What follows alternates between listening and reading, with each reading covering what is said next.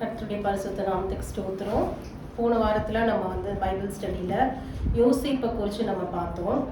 அதோட ஒரு கண்டினியூஷன் தான் நம்ம இன்னைக்கு பார்க்க போகிறோம். நீங்கள் பார்த்தீங்கன்னா ஆதியாகமத்தோட கடைசியில் பார்த்தீங்கன்னா யோசேப்பு இறந்துடுறாரு. அதுக்கப்புறம் நம்ம யாத்திராகமத்தில் நம்ம பார்க்கும்போது யோசேப்பை அறியாத வேறொரு ராஜன் எகிப்துக்கு அவர் அரசாடுறாரு. அப்போ பார்த்தீங்கன்னா அவங்க என்ன பண்ணுறாங்க, இந்த எபிரேய மக்களை ரொம்ப அதிகமாக அவங்க ஒடுக்குகிறத நம்ம பார்க்குறோம். அதே மாதிரி பார்த்தீங்கன்னா இருக்க பார்த்தீங்கன்னா இந்த எபிரேயர்கள் எப்படின்னா அவங்க பெருகிக்கிட்டே போகிறாங்க. அவங்க பெருக பெருக இவங்களுக்கு அந்த எகிப்து மக்களுக்கும் அந்த பார்வோனுக்கும் ஒரு பயம் வருது. இந்த மக்கள் நாளைக்கு ஒரு ரொம்ப பெருகி இவங்க நம்ம கூட எதுவும் சண்டைக்கு வந்துடக்கூடாது, இல்லை வேற ஏதாவது ஒரு தேசத்துக்கு கூட இவங்க சேர்ந்துட்டு நம்மளை இவங்க அழைச்சிடக்கூடாது. அதே மாதிரி இவங்க எப்பவுமே நமக்கு அடிமையா இருக்கணும். ஏன்னா அவங்கள வச்சு பார்த்தீங்கன்னா ரொம்ப கடினமா வேலை வாங்குறத நம்ம பார்க்கணும். அப்ப அதை விட்டு அவங்க போயிடக்கூடாது அப்படிங்கிறதுனால அவங்களை இன்னும் அதிகமா வேலையை சொல்லி அவங்க நெருக்குறாங்க. அதையும் மீறி அதுக்கப்புறம் அவங்க என்ன பண்றாங்க, அந்த பார்வோன் ஒரு சட்டத்தை போடுறாரு. என்ன சட்டத்தை போடுறாரு, எல்லா ஆண் பிள்ளைகளையும் எபிரேய ஆண் பிள்ளைகளை என்ன பண்ணணும், கொலை பண்ணணும். நீங்க பெண் பிள்ளையா இருந்தா காப்பாற்றப்படலாம், ஆண் பிள்ளைகளை கொலை பண்ணணும் அப்படின்னு ஒரு சட்டத்தை போடுறாரு. ஸோ அதை குறித்து தான் நம்ம இன்னைக்கு பார்க்க போறோம். ஸோ நம்ம இன்னைக்கு கேரக்டர் ஸ்டடியில பார்க்க போறது அந்த மருத்துவச்சிகளை குறித்து நம்ம பார்க்க போறோம். சிப்ரா பூவா. இது நம்ம வாசிக்கும் போது ஆதியாகமம் 1 யாத்ராகமம் 1 15 வசனத்துல அவங்களை குறித்து நம்ம பார்க்கலாம். அதுவுமின்றி எகிப்தின் ராஜா சிப்பிரால் பூவால் என்னும் பேருடைய எபிரேய மருத்துவச்சிகளோட பேசி என்ன சொல்றாரு, நீங்க எபிரேய ஸ்திரீகளுக்கு மருத்துவம் செய்யும் போது அவர்கள் மனையின் மேல் உட்கார்ந்திருக்கையில் பார்த்து ஆண் பிள்ளையானால் கொன்று போடுங்கள், பெண் பிள்ளையானால் உயிரோடு இருக்கட்டும். ஏன்னா பெண் பிள்ளையா இருந்தா நாளைக்கு ஏதாவது யுத்தம்னாலும் அவங்களால எதுவும் பண்ண முடியாது. ஆனா இதே ஆண் பிள்ளைகளா இருந்தா அவங்க பலசாலிகளாயிருவாங்க, அதனால அவங்க நம்மளுக்கு மீறி அவங்க வந்துருவாங்க. அப்படிங்கிறதுனால அந்த பெண் பிள்ளைகளை நீங்க ஆண் பிள்ளைகளை நீங்க என்ன பண்ணணும், அழிக்கணும் அப்படின்னு ஒரு கட்டளையை கொடுக்குறாங்க. இந்த சிப்புரால் பூவால் பார்த்தீங்கன்னா இவங்களும் எபிரேய மருத்துவச்சிகள் தான். இவங்களை குறித்து தான் நம்ம பார்க்க போறோம். என்னென்ன விஷயம்லாம் இவங்க எப்படி இருந்தாங்க, நம்ம அவங்க கிட்ட இருந்து என்னெல்லாம் கத்துக்கலாம் அப்படிங்கிறது தான் நம்ம இன்னைக்கு பார்க்க போறோம். முதல்ல நம்ம வாசிக்கும் போது அதே யாத்ராகமம் 1 வசனத்துல பாத்தீங்கன்னா முதல் பகுதியில மருத்துவச்சிகளோ தேவனுக்கு பயந்ததினால், அவங்க எப்படிப்பட்டவங்களா இருந்தாங்க, தேவனுக்கு பயந்தவர்களா இருந்தாங்க. ஏன்னா தெய்வ பயம் அப்படிங்கிறது எவ்வளவு இம்பார்ட்டன்ட்ல. நிறைய பேர் நம்ம யாருக்கு பயப்படுவோம், மனுஷனுக்கு நம்ம பயப்படுவோம்ல. நிறைய காரியங்களை நம்ம மனுஷனுக்கு பயப்படுவோம், நமக்கு மேல இருக்க அதிகாரிகளுக்கு பயப்படுவோம். ஆனா இவங்க யாருக்கு பயந்தாங்க, தேவனுக்கு பயப்படணும். வேதம் அதுதான் சொல்லுதுல்ல, தேவனுக்கு நம்ம பயப்படணும் அப்படின்னு தான் வேதம் சொல்லுது. ஏன்னா மத்தேயுல நம்ம வாசிக்கும் போது 10 28 வசனத்துல என்ன சொல்லுது அப்படின்னா, நம்ம சரீரத்தையும் ஆத்மாவையும் கொல்ல வல்லவர்களா இராமல் சரீரத்தை மாத்திரம் கொல்ல வல்லவர்களா இருக்கிறவர்களுக்கு நீங்க என்ன பண்ணாதீங்க, பயப்படாதிருங்க. அப்படின்னா என்ன அர்த்தம், மனுஷனால ஆத்மாவை என்ன பண்ண முடியாது, கொல்ல முடியாது. மத்தேயு 10 வசனம். கொல்ல வல்லவர்களா இராமல் சரீரத்தை மாத்திரம் கொல்லுகிறவருக்கு நீங்கள் பயப்பட வேண்டாம், ஆத்மாவையும் சரீரத்தையும் நரகத்திலே அழிக்க வல்லவருக்கே பயப்படுங்கள். அப்படின்னா நம்ம யாருக்கு மாத்திரம் தான் நம்ம பயப்படணும், தேவனுக்கு மாத்திரம் தான் நம்ம பயப்படணும். எந்த மனுஷனுக்கும் நம்ம என்ன பண்ணக்கூடாதான், பயப்படக்கூடாது அப்படின்னு வேதம் சொல்லுது இல்ல. நீங்க சங்கீதத்துல நமக்கு தெரிஞ்ச வசனம் 118 சங்கீதம் 6 வசனம் என்ன சொல்லுது, மனுஷனுக்கு பயப்படுற பயம் அதே மாதிரி நீதிமொழிகள் 29-25 என்ன சொல்லுது, மனுஷனுக்கு பயப்படும் பயம் எதை வர வைக்கும், கண்ணியை வர வைக்கும் அப்படின்னு போட்டிருக்குல்ல. அதே மாதிரி சங்கீதத்துல 118 சங்கீதம் 6 வசனத்துல கர்த்தரின் பட்சத்தில் இருக்கிறா நான் பயப்படேன், மனுஷன் எனக்கு என்ன செய்வான். நம்ம ஆண்டோர் நம்ம பக்கத்துல இருக்கும் போது நம்ம யாருக்கும் என்ன பண்ண வேண்டாம், பயப்பட வேண்டாம்ல. அதே மாதிரி 2 தீமோத்தேயு 1 வசனத்துல தேவன் நமக்கு பயமுள்ள ஆவியை கூடாமல் நமக்கு என்ன கொடுத்திருக்காரு, அன்பும் தெளிந்த புத்தியும் உள்ள ஆவியை ஆண்டவர் நமக்கு கொடுத்திருக்காரு. அப்ப எந்த காரியத்தை பொறுத்தும் நம்ம மனுஷனுக்கு நம்ம என்ன பண்ணக்கூடாது, பயப்படக்கூடாது. நம்ம யாருக்கு மாத்திரம் தான் பயப்படணும், ஆண்டவருக்கு மாத்திரம் தான் நம்ம பயப்படணும்ல. அதே மாதிரிதான் சங்கீதத்துல 27 அதிகாரம் 1 வசனத்துல கர்த்தர் என் வெளிச்சமும் என் ரட்சிப்புமானவர், நான் யாருக்கு பயப்படுவேன்? கர்த்தர் என் ஜீவனின் பலனானவர், நான் யாருக்கு அஞ்சுவேன்? அப்ப நம்ம கர்த்தர் நம்மளுடைய பலனா இருந்தாரு அப்படின்னா நம்ம என்ன பண்ண வேண்டாம், யாருக்கும் நம்ம பயப்பட வேண்டாம், எதை குறித்தும் நம்ம என்ன பண்ண வேண்டாம், அஞ்ச வேண்டாம் அப்படின்னு நம்ம பார்க்கிறோம். சோ அந்த மாதிரிதான் இந்த மருத்துவச்சிகள் அந்த ராஜாவுக்கு பயப்படாம யாருக்கு பயந்தாங்க? தேவனுக்கு பயந்தாங்க. ராஜா கூப்பிட்டு சொல்றாரு, ஆனா அவங்க அதுக்கு பயப்படாம அவங்க தேவனுக்கு மாத்திரம் பயப்படுறவங்களா அவங்க இருக்கிறத நம்ம பாக்குறோம்ல.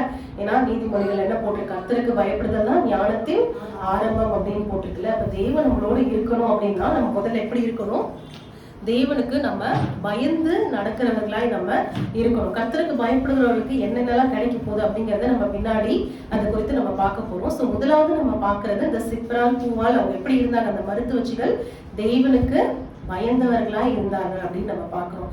ரெண்டாவது அதுலயே நம்ம பின்பகுதியை வாசிச்சோம் அப்படின்னா அது யாத்திராகமம் 1 அதிகாரம் 17 வசனத்துல பின்பகுதியை வாசிச்சோம் அப்படின்னா மருத்துவச்சிகளோ தேவனுக்கு பயந்ததினால் எகிப்தின் ராஜா தங்களுக்கு இட்ட கட்டளைப்படி செய்யாமல் ஆண் பிள்ளைகளையும் உயிரோட காப்பாற்றினார்கள். அவங்க தேவனுக்கு பயந்ததுனால என்ன பண்ணல?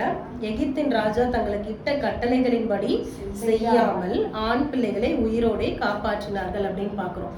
அப்ப அவங்க தேவனுக்கு பயந்ததுனால எதை மீறி நடந்தாங்க? அவங்க ராஜாவோட கட்டளையை அவங்க என்ன பண்ணிருக்காங்க? மீறி நடந்திருக்காங்கல்ல.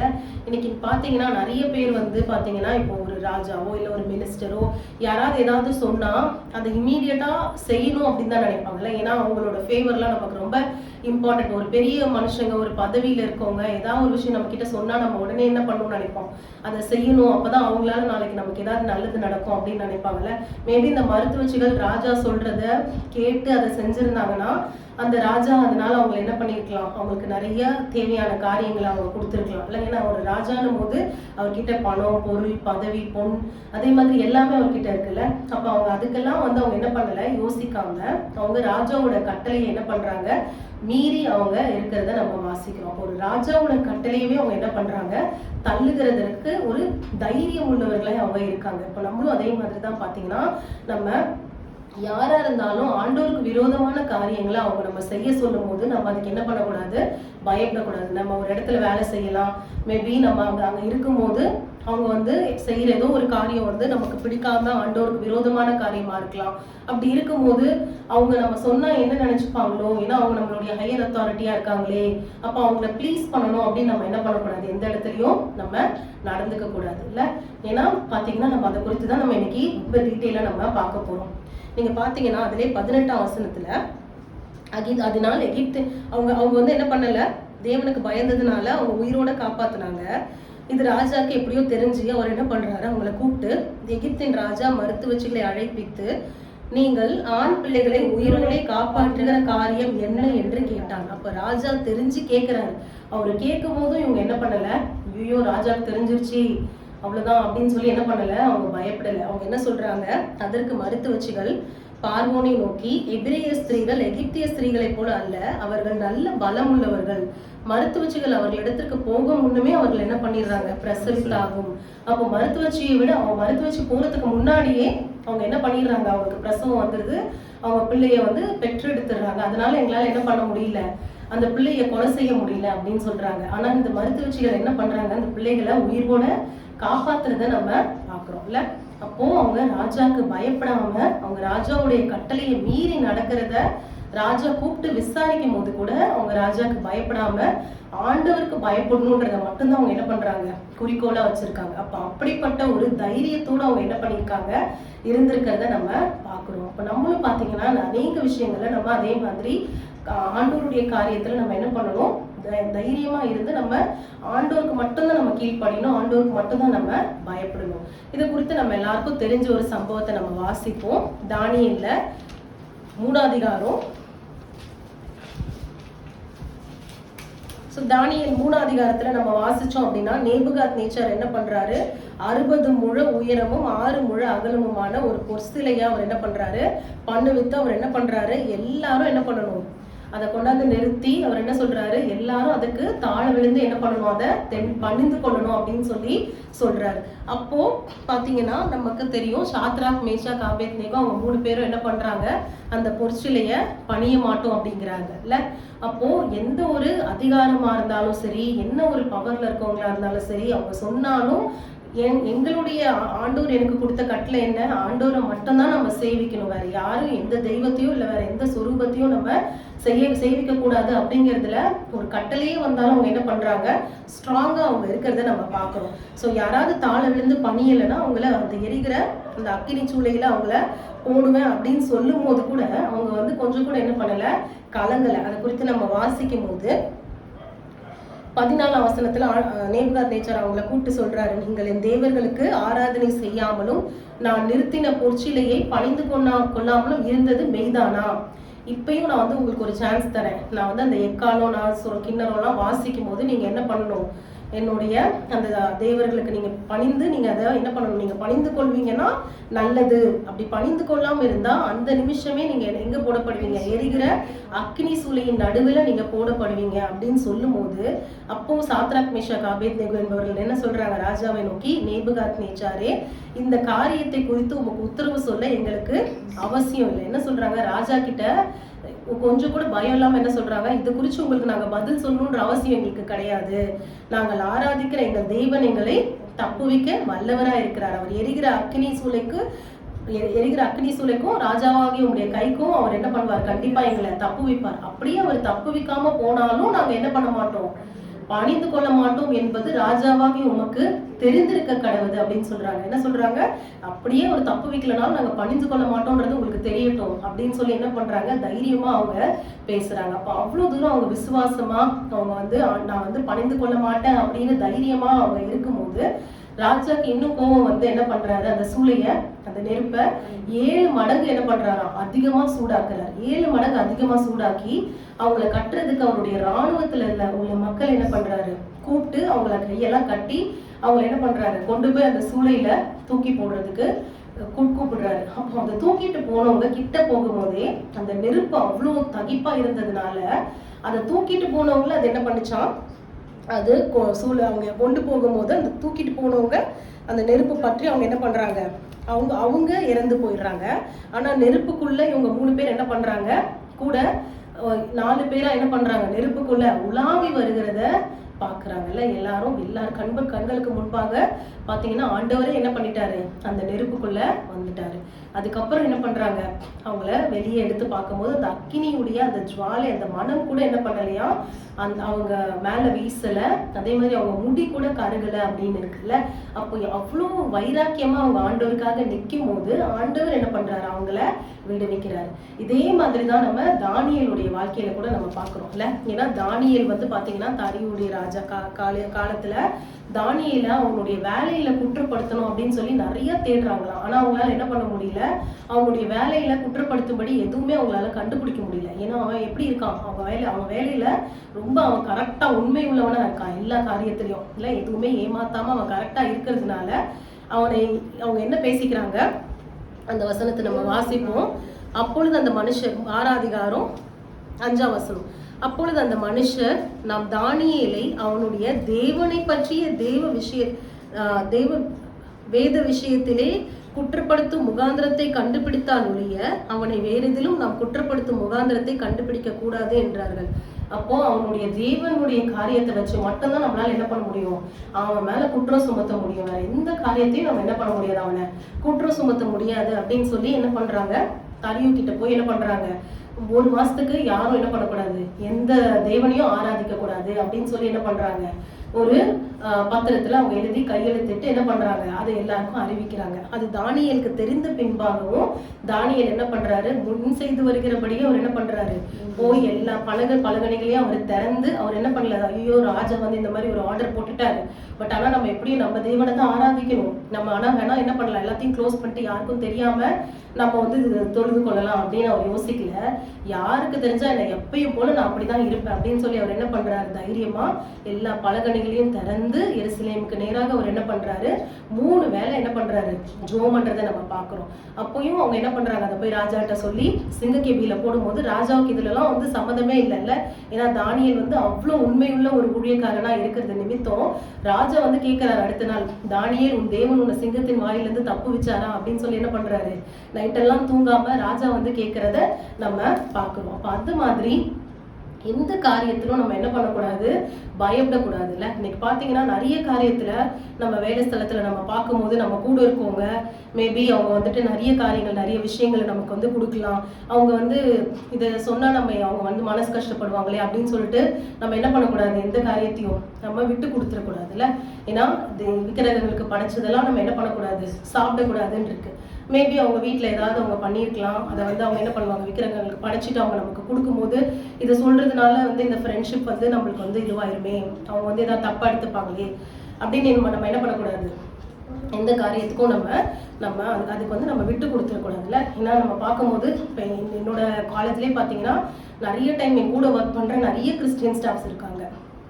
சம்டைம்ஸ் வந்து பிரின்சிபல் வந்து பார்த்தீங்கன்னா திருப்பதிக்கெலாம் போனால் லட்டுலாம் எடுத்துகிட்டு வருவார். இப்போ அவங்களாம் என்ன பண்ணுவாங்க, ஒரு பிரின்சிபல் கொடுக்கும்போது நம்ம எப்படி வேண்டாம்னு சொல்றது அப்படின்னு சொல்லிட்டு என்ன பண்ணுவாங்க, பரவாயில்ல அப்படின்னு சொல்லி வாங்கி சாப்பிட்டுருவாங்க. ஆனால் நம்ம வந்து அவருக்கே நல்லா தெரியும், கொடுத்தா இவான்னு நீ சாப்பிட மாட்டேல அப்படின்றவாரு. அப்போ அது மாதிரி நம்ம என்ன பண்ணணும், நம்மளுடைய அந்த சாட்சி என்ன பண்ணணும், நம்ம விட்டுறக்கூடாது. அடுத்து அதே மாதிரி நம்ம பார்த்தோம் அப்படின்னா எஸ்தர் ராஜாத்தியை குறித்தும் நம்ம பார்க்கும்போது எஸ்தர் புஸ்தகத்துல 4ஆம் அதிகாரத்துல பாத்தீங்கன்னா அந்த ஆமான் வந்து என்ன பண்றாரு, அந்த யூத ஜனங்களுக்கு விரோதமா என்ன பண்றாரு, ராஜா கிட்ட சொல்லி ஒரு உத்தரவை வாங்குறாரு, யூத ஜனங்களை அழிக்கணும் அப்படின்னு சொல்லிட்டு.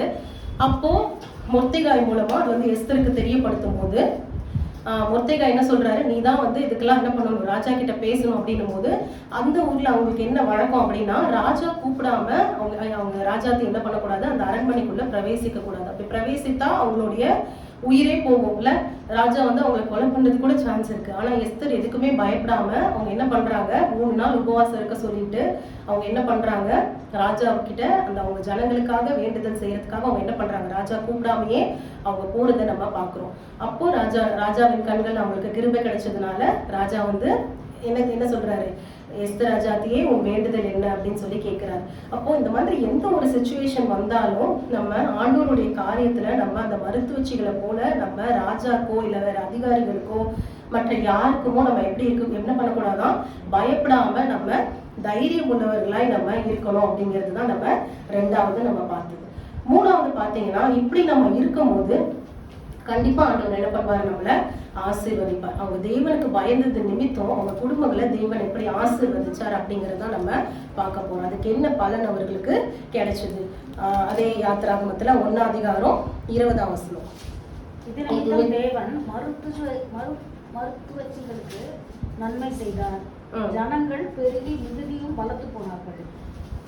அடுத்து மருத்துவச்சிகள் தேவனுக்கு பயந்ததினால் அவருடைய குடும்பங்கள் தழைக்கும்படி செய்தார். இங்க பாத்தீங்கன்னா மருத்துவச்சிகள் பயந்ததுனால தேவன் என்ன பண்றாரு, அவங்களோட குடும்பம் தழைக்கிறபடி செய்யறார், அதே மாதிரி அவங்களுக்கு நன்மை செய்தார் அப்படின்னு நம்ம பாக்குறோம். அப்போ நம்ம கர்த்தருக்கு நம்ம பயந்து நடக்கும் போது கண்டிப்பா ஆண்டவர் நம்மளுக்கு அதற்கேற்ற பலனை அவர் என்ன பண்ணுவாரு, நம்ம வாழ்க்கையில நம்மளால பார்க்க முடியும். அப்ப நம்ம தேவனுக்கு உண்மை உள்ளவர்களா நம்ம இருக்கும் போது தேவன் பாத்தீங்கன்னா நம்ம விட அவர் என்னது, அவர் உண்மை உள்ளவர்ல. அப்ப நம்மளே வந்து அவருக்கு உண்மையா இருக்கும் போது அப்ப அவர் எந்த அளவுக்கு நம்மள ஆசீர்வதிப்பார் அப்படிங்கிறத நம்மளால வாசிக்க முடியும். நம்ம நீதிமொழிகள்ல ஒரு வசனம் வாசிச்சோம் அப்படின்னா 14ஆம் அதிகாரம் 26ஆம் வசனம், கர்த்தருக்கு பயப்படுகிறவனுக்கு திட நம்பிக்கை உண்டு, அவன் பிள்ளைகளுக்கு அடைக்கலம் கிடைக்கும். அப்போ அந்த மருத்துவச்சிகளுடைய குடும்பத்தை தேவன் அதுக்கு என்ன பண்ணாரு, காப்பாத்தினார். அவங்க பிள்ளைகளை அவங்களுடைய குடும்பங்களை தேவன் தழைக்கிற மாதிரி செய்தார் அப்படிங்கிறத நம்ம வாசிக்கணும். அதே மாதிரி நம்ம எல்லாருக்கும் தெரிஞ்ச சங்கீதம்ல சங்கீதம் 128ஆம் சங்கீதம், ஏதோ கர்த்தருக்கு பயந்து அவர் வழிகளில் நடக்கிறவன் எவனோ அவன் பாக்கியவான் அப்படின்னு சொல்லி ஆண்டவர் சொல்றாரு. அவனுக்கு என்னென்ன ஆசீர்வாதம் ஆண்டவர் சொல்றாரு, உன் கைகளின் பிரயாசத்தை நீ சாப்பிடுவ, உனக்கு பாக்கியம் நன்மை உண்டாயிருக்கும், அதே மாதிரி உன் மனைவி வந்து உன் வீட்டோரங்களில் கனிதர ஒரு திராட்சை செடியை போல இருப்பாங்க, உன் பிள்ளைகள் ஒலிவ மர கன்றுகள் போல இருப்பாங்க அப்படின்னு சொல்லிட்டு கர்த்தருக்கு பயப்படுகிற மனுஷன் இவ்விதமாய் ஆசீர்வதிக்கப்படுவான். அப்ப கர்த்தருக்கு பயந்தா அந்த குடும்பத்தையும் கர்த்தர் என்ன பண்றாரு, ஆசீர்வதிக்கிறாருல்ல. மனைவி ஆசீர்வதிக்கிறார், பிள்ளைகளை ஆசீர்வதிக்கிறார். அதுக்கப்புறம் என்ன சொல்றாரு, கர்த்தர் சீயோனிலிருந்து உன்னை ஆசீர்வதிப்பார், நீ ஜீவனுள்ள நாளெல்லாம் எருசலேமின் வாழ்வை காண்பாய். அதே மாதிரி பிள்ளைகளின் பிள்ளைகளை சந்ததிய காண்றதுக்கு ஆண்டவர் என்ன பண்றாரு, அனுக்கிரகம் கொடுக்கிறாருல்ல. அப்ப கர்த்தருக்கு பயந்து நம்ம நடக்கும்போது அதற்கேற்ற பலனை கர்த்தர் நமக்கு கொடுக்கிறவரா இருக்கிறார். நம்ம சங்கீதத்துல கூட 147 சங்கீதம் 11 வசனத்துல வாசிக்கும் போது, தமக்கு பயந்து தமது கிருபைக்கு காத்திருக்கிறவர்களுமே கர்த்தர் பிரியமா இருக்கிறார். அப்ப ஆண்டவர் நம்ம மேல பிரியமா இருந்தா ஆண்டவர் நமக்கு எவ்வளவு நன்மை செய்வார்ல, எவ்வளவு ஆசீர்வதிப்பார்ல. நம்மள ஆண்டவருடைய பிரியம் நம்ம மேல இருந்ததுன்னா, ஆண்டவர் எப்ப பிரியமா இருப்பாரா, அவருக்கு பயந்து நம்ம அவருடைய வழிகள்ல நடக்கணும். அப்ப தேவனுக்கு பயந்து அந்த மருத்துவச்சிகள் அவருடைய வழிகள்ல நடந்தது நிமித்தம் தேவன் என்ன பண்றாரு, அவங்களுடைய குடும்பங்களை ஆசீர்வதித்து நன்மை செய்து அவங்க குடும்பங்கள் தழைக்கும்படி செய்யறத நம்ம பாக்குறோம். அப்ப அதே போல நம்மளும் இருக்கும்போது நம்மளுடைய குடும்பங்களே கர்த்தர் என்ன பண்ணுவார், அவர் ஆசீர்வதிப்பார். அடுத்தது இதுல நம்ம வாசிக்கும் போது பாத்தீங்கன்னா, நம்ம இந்த ஆதியாகமத்துல நம்ம கடைசி அந்த 50ஆம் அதிகாரத்துல நம்ம வாசிக்கும் போது, யோசேப்பு இறப்பதற்கு முன்பாக அவர் வந்து என்ன பண்றாரு, அவருடைய சகோதரர்கள் எல்லார்கிட்டையும் அவர் சொல்லிட்டு அவர் இறக்குறத நம்ம பாக்குறோம். 50ஆம் அதிகாரம் 24ஆம் வசனத்துல பாத்தீங்கன்னா, யோசேப்பு தன் சகோதரரை நோக்கி, நான் மரணமடைய போகிறேன், ஆனாலும் தேவன் உங்களை என்ன பண்ணுவாரு, கொஞ்ச நாள் கழிச்சு நிச்சயமாய் சந்தித்து இந்த தேசத்தை விட்டு நாம் ஆராதிக்கும் இந்த தேசத்தை விட்டு தாம் ஆபிரகாமுக்கும் ஈசாக்குக்கும் யாக்கோவுக்கும் ஆணையிட்டு கொடுத்த அந்த தேசத்துக்கு நம்மளை போக பண்ணுவார் அப்படின்னு சொல்லிட்டு என்ன பண்றாரு, உங்களை சந்திக்கும் போது இந்த எலும்புகள் எல்லாம் நீங்க எடுத்துட்டு போங்க அப்படின்னு சொல்லிட்டு என்ன பண்றாரு, மரிப்பதற்கு முன்பாக அவர் சொல்லுகிறத நம்ம பாக்குறோம். அப்போ கடைசியா அவர் எல்லார்கிட்டையும் என்ன பண்ணியிருக்காரு, அவர் சொல்லியிருக்காரு, கண்டிப்பா நம்ம இங்கேயே நிரந்தரமா இருந்துட போறது இல்ல, கண்டிப்பா நம்ம பெருகுவோம், பெருகுனதுக்கு அப்புறம் ஒரு நாள் கண்டிப்பா ஆண்டவர் என்ன பண்ணுவார், இந்த எகிப்து தேசத்துல இருந்து நம்மள புறப்பட பண்ணி நமக்கு வாக்குத்தத்தம் பண்ண அந்த கானான் தேசத்தை நம்ம சுதந்திரிக்க ஆண்டவர் நமக்கு உதவி செய்வார் அப்படிங்கிறத சொல்லியிருக்காரு. அப்போ இவங்க பழகி பெறுகிறத நம்ம பாக்குறோம்ல. அப்ப அதே மாதிரி பாத்தீங்கன்னா இன்னொரு சத்தியமும் இதுல வந்து பாத்தீங்கன்னா அடங்கி இருக்கு. என்ன அப்படின்னா, நம்ம எல்லாருக்கும் தெரியும், ஆதியில ஆதாம் ஏவாள் வந்து பாவம் செஞ்ச உடனே ஆண்டவர் என்ன பண்றாரு, அந்த சர்ப்பத்தை என்ன பண்றாரு, ஆண்டவர் வந்து என்ன சொல்றாரு, அவர் வந்து உன் தலையை நசுக்குவார், நீ என்ன பண்ணுவா, அவர் குதிகாலை நசுக்குவாய் அப்படின்னு சொல்லி அந்த இடத்துல ஒரு நியாய தீர்ப்பை வந்து கொடுக்குறாரு. அப்ப அந்த நியாய தீர்ப்பு நிறைவேறணும்ல. அந்த நியாய தீர்ப்பு நிறைவேறதுக்கு மனுஷன் இருக்கணும். இதுக்கப்புறம் தான் பாத்தீங்கன்னா நம்ம இந்த நோவா காலத்துல ஆண்டவர் அதுக்காக தான் என்ன பண்றாரு, அந்த நோவா குடும்பத்தை மட்டும் என்ன பண்றாரு, பாதுகாத்து அப்படியே அந்த ஜீன் என்ன பண்றாரு, எடுத்துட்டு வர்றாரு. அடுத்து நீங்க பாத்தீங்கன்னா இப்போ இவனோட பிளான் என்னது, அந்த பார்வோனோட பிளான் என்னது, ஆண் பிள்ளைகளை எல்லாரும் என்ன பண்ணிடணும், அந்த இவரைய ஆண் பிள்ளைகள் எல்லாரையும் அழிச்சிட்டோம் அப்படின்னா இது வந்து பிசாசுடைய ஒரு திட்டம். அப்போ யார் அந்த சந்ததியில வர முடியாது, ஆண்டவராக இயேசு கிறிஸ்து அந்த சந்ததியில பிறக்க முடியாது. ஏன்னா நீங்க பாத்தீங்கன்னா யாக்கோபு வந்து ஆசீர்வதிக்கும் போது அவர் யூதாவை குறித்து சொல்லுகிற அந்த தீர்க்க தரிசன வசனங்களை மட்டும் நம்ம வாசிப்போம். ஆதியாகமம் 49ஆம் அதிகாரம் 8ஆம் வசனம். யூதா பாலசிங்கம், நீ இறைக்க வந்து கொண்டு ஏறி போனாய், என் மகனே சிங்கம் போடும் கிழ சிங்கம் போடும் அடங்கி படுத்தான், அவனை எழுப்புகிறவன் இல்லை, அவனை எழுப்புகிறவன் யார், சமாதான கர்த்தர் வருமளவும் செங்கோல் யூதாவை விட்டு நீங்குவதும் இல்லை, நியாய பிரமாணிகன் அவன் பாதங்களை விட்டு ஒழிவதும் இல்லை, ஜனங்கள் அவரிடத்தில் சேருவார்கள். அதே மாதிரி பாத்தீங்கன்னா, அவன் தன் கழுதை குட்டியை திராட்சை செடியிலும் தன் கோழிகை கழுதை குட்டியை நற்குள்ள திராட்சை செடியிலும் கட்டுவான், திராட்சை ரசத்திலே தன் வஸ்திரங்களையும் திராட்சை பழங்களின் ரத்தத்திலே தன் அங்கியையும் தோய்ப்பான். இதெல்லாம் பாத்தீங்கன்னா நம்ம எல்லாருக்கும் தெரியும் கிளியரா யாரை குறித்து இது சொல்லப்பட்டிருக்கு, ஆண்டவராகிய இயேசு கிறிஸ்து இந்த யூத வம்சத்துல வருவார் அப்படிங்கிறத, யூதாவுடைய அந்த கோத்திரத்துல வருவார் அப்படிங்கிறது சொல்லப்பட்டிருக்கு. அப்ப எல்லா அந்த இஸ்ரவேல் கோத்திரத்தையும் அழிச்சிட்டோம் அப்படின்னா கண்டிப்பா ஆண்டவராக இயேசு கிறிஸ்து என்ன பண்ண முடியாது, பிறக்க முடியாது அப்படிங்கிறது அந்த பிசாசுடைய திட்டம். ஆனா அந்த திட்டத்துக்கு யார் வந்து உதவி செய்யல, இந்த மருத்துவச்சிகள் என்ன பண்ணல, அந்த திட்டம் நிறைவேறதுக்கு அவங்க உதவி செய்யாம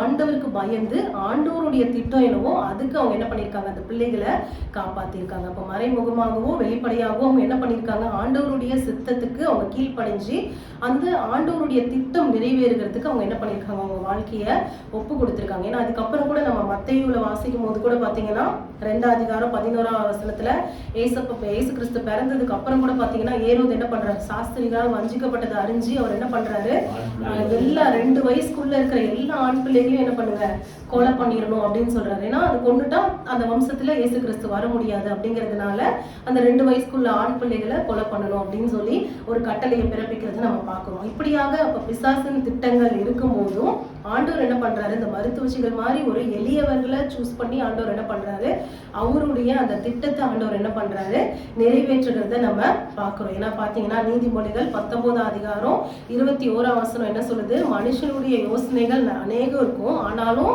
ஆண்டவருடைய யோசனை மட்டும்தான் என்ன பண்ணுமா, நிறைவேறும். அது மட்டும் தான் நிலைன்னு இருக்கும். மற்ற எந்த யோசனையும் பொல்லாத மனுஷர்கள் ராஜாக்கள் யாரா இருந்தாலும் அவங்களுடைய யோசனையெல்லாம் கர்த்தர் என்ன பண்ணிடுவாரு, அதமாக்கிடுவாருல, எல்லாமே வாய்க்காம பண்ணிடுவாரு. அப்போ ஆண்டவருடைய யோசனை மட்டும்தான் நிறைவேறும். இப்போ 4 காரியம் நம்ம பார்த்தோம். முதல்ல அவங்க வந்து தேவனுக்கு பயந்தவர்களா இருந்தார்கள் அப்படின்னு பார்த்தோம். தைரியம் உள்ளவர்களா இருந்து ராஜாவுடைய கட்டளையை தள்ளி அவங்க என்ன பண்ணாங்க, ஆண்டவருடைய காரியத்துல அவங்க உண்மையா இருக்கிறத நம்ம பார்க்கிறோம். அதே மாதிரி அதை நிமித்தம் அவங்களுடைய குடும்பத்தை ஆண்டவர் என்ன பண்ணாரு, ஆசீர்வதிச்சார், அவங்க பிள்ளைகளை ஆசீர்வதிச்சார்னு பார்த்தோம். நெக்ஸ்ட் அவங்க எப்படி வந்து ஆண்டவருடைய அந்த திட்டத்துக்கு அவங்க வந்து எப்படி அதுக்கு ஒரு கருவியாக அவங்க எடுத்து ஆண்டவர் வந்து யூஸ் பண்ணாரு அப்படிங்கிறத பார்த்தோம். நெக்ஸ்ட் பாத்தீங்கன்னா நம்ம எல்லாருக்கும் தெரியும், இந்த மருத்துவச்சிகள் அப்படின்னாலே பாத்தீங்கன்னா இப்ப அந்த காலத்துலலாம் பெருசா வந்து ரொம்ப டாக்டர்ஸ் அந்த மாதிரிலாம் யாரும் இருக்க மாட்டாங்க. இப்ப மருத்துவச்சிகள்னா நர்சஸ் கிட்டத்தட்ட. இப்ப இவங்களோட வேலை என்ன, இப்போ இந்த வந்து ஒருத்தவங்க வந்து கன்சீவாக இருக்காங்க, அவங்களுக்கு வந்து அந்த பிரசவ காலம் நேரிடுது அப்படின்னா நம்ம யூஸ்வலாகவே அந்த டைமில் நீங்கள் எல்லாரும் என்ன பண்ணுவீங்க, செக்கப் போவீங்கல்ல டாக்டர்ஸ்ட்ட. எதுக்காக நம்ம செக்கப் போவோம், அந்த டாக்டர்ஸோட அட்வைஸ் நம்மளுக்கு அந்த டைமில் கண்டிப்பாக தேவைப்படும்ல. ஏன்னா நமக்கு என்ன பண்ணணும்னு தெரியாது. அப்போ அந்த டாக்டர்ஸ் தான் நமக்கு ஒன்று என்ன பண்ணுவாங்க, சொல்லி கொடுப்பாங்க, நம்ம எப்படிலாம் இருக்கணும், எப்படிலாம் நம்ம அந்த பிள்ளையை எப்படிலாம் நம்ம பராமரிக்கணும் அப்படிங்கிறத. இல்லை அந்த பிள்ளை வயிற்றுல இருக்கும்போது எப்படி நம்ம என்னெல்லாம் சாப்பிடணும், என்னெல்லாம் சாப்பிடக்கூடாது. அடுத்து அதே மாதிரி அந்த பிரசவ காலத்தில் அந்த பிள்ளையை பெற்றெடுக்கிறதுக்கு அவங்க என்ன பண்றாங்க, ஒரு ஹெல்ப்ஃபுல்லா அவங்க இருக்காங்கல்ல அந்த எல்லாருக்கும். அப்ப அதே மாதிரி பிள்ளை பிறந்ததுக்கு அப்புறம் கூட நீங்க பாத்தீங்கன்னா எல்லாம் என்ன பண்ணுவீங்க, எதுனாலும் அந்த டாக்டர்ஸ்ட்ட என்ன பண்ணுவோம், நம்ம கன்சல்ட் பண்ணுவோம்ல.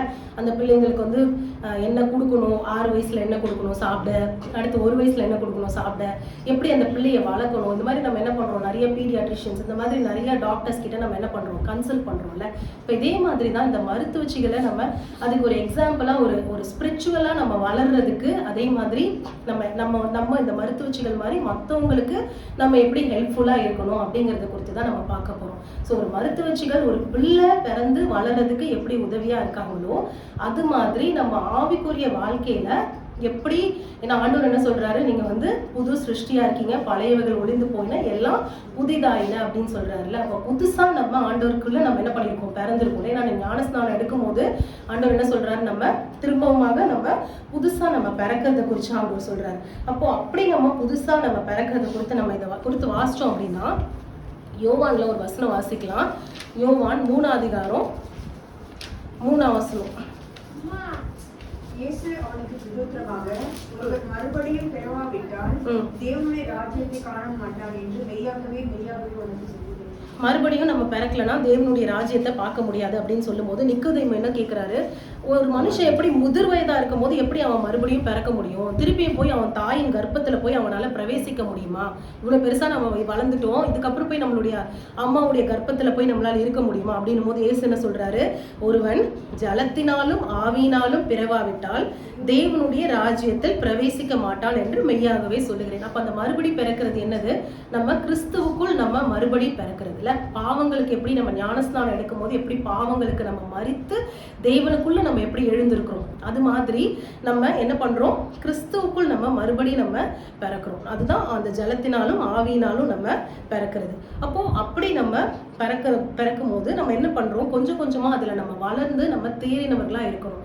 அதுக்கு நம்ம என்ன பண்ணோம்னா மற்றவங்களுக்கு நம்மளுடைய வீட்டில் இருக்கவங்களா இருக்கலாம், இல்லை நம்மளுடைய குடும்பத்தில் உள்ளவர்கள், இல்லை நம்ம கூட இருக்கவங்க, அவங்க எப்படி அந்த ஆவிக்குரிய விதத்தில் அவங்க வளருகிறதுக்கு நம்ம எப்படி அவங்களுக்கு ஹெல்ப் பண்ண போகிறோம் அப்படிங்கிறத குறித்து தான் நம்ம இதில் வாசிக்க போகிறோம். ஒரு வசனம் வாசிங்க. கொலோசியர் 2 அதிகாரம் 6 வசனம் 7 வசனம். கொலோசியர் 2. ஆகையால் நீங்கள் கர்த்தராகிய கிறிஸ்து இயேசுவை ஏற்றுக்கொண்டபடியே அவருக்குள் வேறு கொண்டவர்களாகவும் அவர் மேல் கட்டப்பட்டவர்களாகவும் அவருக்குள் நடந்து கொண்டு நீங்கள் போதிக்கப்பட்டபடியே விசுவாசத்தில் உறுதிப்பட்டு சோத்திரத்தோட அதிலே பெருகுவீர்களாக. நம்ம என்ன பண்ணணுமா, விசுவாசத்துல உறுதிப்பட்டு அதுல நம்ம என்ன பண்ணணும், ஸ்தோத்திரத்துல நம்ம அதுல பெருகணும், அதுல நம்ம வளருகிறவங்களா இருக்கணும். அதுக்கு நம்ம முதல்ல வளரணும். அதே மாதிரி மற்றவர்களுக்கு நம்ம புத்தி சொல்லுவர்களா இருக்கணும். ஏன்னா எபிரேயர் 10 அதிகாரம் 24 25 நம்ம வாசிக்கும் போது வேதம்னு சொல்றது, சபை கூடி வருதலை சிலர் விட்டு விடுகிறது போல நம்ம விட்டு விடாம நம்ம என்ன பண்ணணும், மற்றவங்களுக்கு நம்ம புத்தி சொல்லணும் அப்படின்னு சொல்லி வேதம் சொல்லுது. அப்ப அது மாதிரி நம்ம என்ன பண்ணணும், மற்றவர்களை ஆண்டவருக்குள்ளாக நடத்துகிறவர்களாய் நம்ம இருக்கணும். இன்னொரு வசனம் வாசிங்க, எபேசியர் 4 அதிகாரம் 14 வசனம்.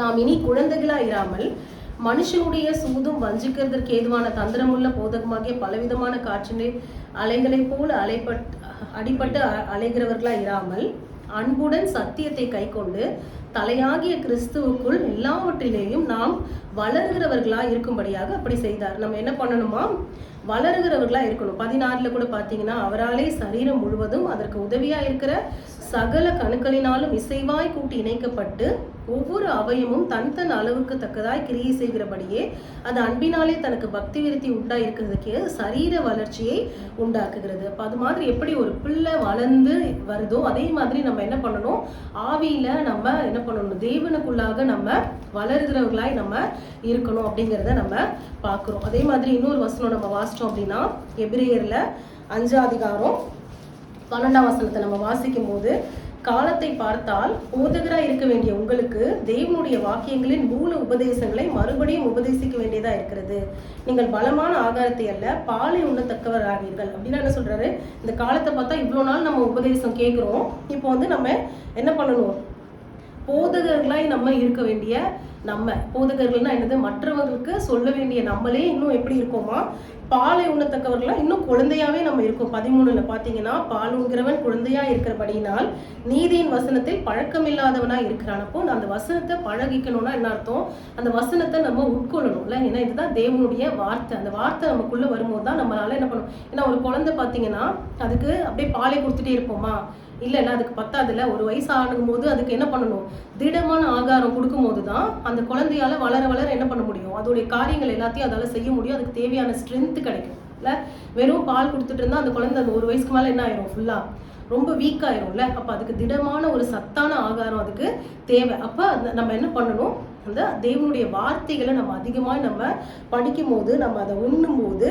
நம்ம எப்படி இருப்போம், நம்ம ஆண்டவர் சொல்ற மாதிரி காலத்தை பார்த்தால் நம்ம எப்படி இருக்கணுமா, போதகர்களாய் நம்ம இருக்கணும். அப்ப அது மாதிரி நம்ம இருக்கிறது மாத்திரம் இல்லை, நம்ம என்ன பண்ணணும், மற்றவர்களுக்கும் அவர்கள் வளர்கிறதுக்கு நம்ம என்ன பண்ணணும், நம்ம அவர்களுக்கு உதவுகிறவர்களாய் நம்ம இருக்கணும் அப்படிங்கிறத பார்க்கிறோம். ஸோ நம்ம 5 காரியங்கள் நம்ம இந்த மருத்துவச்சிகளை குறித்து பார்த்தோம். எப்படி அவங்க தேவனுக்கு பயந்து இருந்தாங்க, எப்படி தைரியமா இருந்தாங்க, அப்புறம் பார்த்தீங்கன்னா எப்படி ஆண்டவருடைய திட்டத்துக்கு அவங்க ஒப்பு கொடுத்தாங்க, அவங்கள ஆண்டவர் எப்படி அவங்களை ஆசீர்வதிச்சார். அடுத்து இந்த மருத்துவச்சிகள் எப்படி ஒரு பிள்ளையை வந்து வளர்ப்பதற்கோ இல்லை பெற்றெடுப்பதற்கோ உதவியா இருக்கிறார்களோ, அதே போல ஒரு ஆவிக்குரிய வாழ்க்கையில எப்படி வந்து நம்ம இருக்கணும் அப்படிங்கிறத நம்ம ஒரு எக்ஸாம்பிளா நம்ம பார்த்தோம். கர்த்தருடைய பரிசுத்த நாமத்துக்கு ஸ்தோத்திரம்.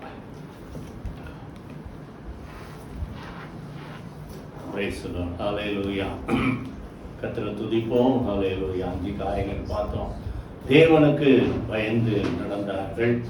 ராஜாவுடைய தேவனுக்கு விரோதமான கட்டளைக்கு கீழ்ப்படியாமல் தேவ கட்டளைக்கு மாத்திரம் அவங்க கீழ்ப்படி. விசேஷமா அதை பார்த்தீங்கன்னா, யாத்ராமத்துல உபாகமத்துல கட்டளைகள்ல ஒண்ணு, கொலை செய்யாதிருப்பாயாக. உலகம் முழுசுமே இன்னைக்கு எல்லா சட்டத்திலையும் கொலை செஞ்சா இப்படிப்பட்ட தண்டனை உண்டு. அதனால ஒரு குழந்தையை கொலை செய்யாதபடி அவங்க காப்பாத்தினதால தான் அவங்க குடும்பத்தை கர்த்தர் என்ன செய்தார் சொல்லுங்க, தழைக்கும்படி செய்தார். ஹல்லேலூயா. அப்ப நீங்க என்ன செய்றீங்களோ அதை உங்களுக்கு ஆண்டவர் என்ன செய்வார் சொல்லுங்க, பல மடங்கு கர்த்தர் என்ன செய்வார், நிச்சயமா பெருக செய்வார். ஹல்லேலூயா. கர்த்தரை துதிப்போம், நன்றி செலுத்துவோம். கர்த்தர்களுக்கு நன்மை செய்தது போல தேவனுக்கு பயந்து நடக்கிறவங்களுக்கு, தேவனுடைய வார்த்தை கீழ்ப்படுகிறவங்களுக்கு கர்த்தர் நன்மை செய்வார். குடும்பங்களை கர்த்தர் தணிக்க செய்வார். நன்றி தகப்பனே. அந்த சிக்குரால் பூவால் என்ற 2 மருத்துவ செய்திகளை குறித்து நாங்கள் பார்த்தோம். அவரிடத்திலே நாங்கள் கற்றுக்கொள்ள வேண்டிய காரியங்கள் அநேகம் உண்டு. அவர்கள் மருத்துவம் பார்க்கிறது மாத்திரமல்ல, இந்த பிள்ளை வளர்வதற்கு அந்த காலத்துல அவர்கள் என்ன உதவி செய்து அதே போல ஆண்டவர் அநேக மக்கள் கிறிஸ்துவுக்குள் அவர்கள் பிறப்பதற்கு நாங்கள் ஒரு ஆண்டவரை உதவியான ஒரு கர்த்தாவே கர்த்தாவே ஊக்கம் கொடுக்கிற மக்களாக நாங்கள் வாழ கர்த்தர் எங்களுக்கு அனுக்கிரகம் செய்வீராக. நாங்களும் வளரோம், மற்றவர்கள் வளர்ச்சிக்கு நாங்கள் உதவி செய்கிற மக்களாக இருக்க கர்த்தர் எங்களுக்கு உதவி செய்வீராக. வரப்போகிற நாட்களில் இன்னும் அநேக வேதாகம பாத்திரங்களை குறித்து நாங்கள் தியானிக்க கர்த்தர் எங்களுக்கு உதவி செய்வீராக. இயேசு கிறிஸ்துவின் ஜீவனுள்ள ஜெயமுள்ள நாமத்தில் ஜெபிக்கிறோம் நல்ல பிதாவே. ஆமென் ஆமென். என் ஆத்துமாவே கர்த்தரை ஸ்தோத்திரி, என் முழுமே என்னுடைய பரிசுத்த நாமத்தை ஸ்தோத்திரி. என் ஆத்துமாவே கர்த்தரை ஸ்தோத்திரி, அவர் செய்த சகல உபகாரங்களை மறவாதே. ஆமென் ஆமென். God bless you.